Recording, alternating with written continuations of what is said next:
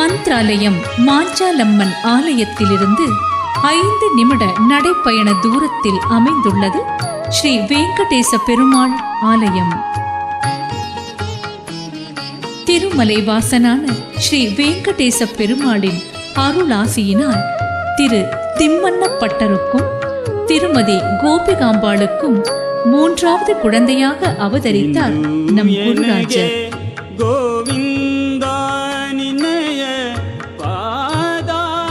திருவேங்கடவன் மேல் எல்லையில்லா பக்தி கொண்ட காரணத்தால் தாம் வசிக்கும் மாஞ்சாலம் கிராமத்தில் அவர் திருக்கரங்களால் பிரதிஷ்டை செய்யப்பட்டது திரு வேங்கடவனின் திருவுருவச் சிலை.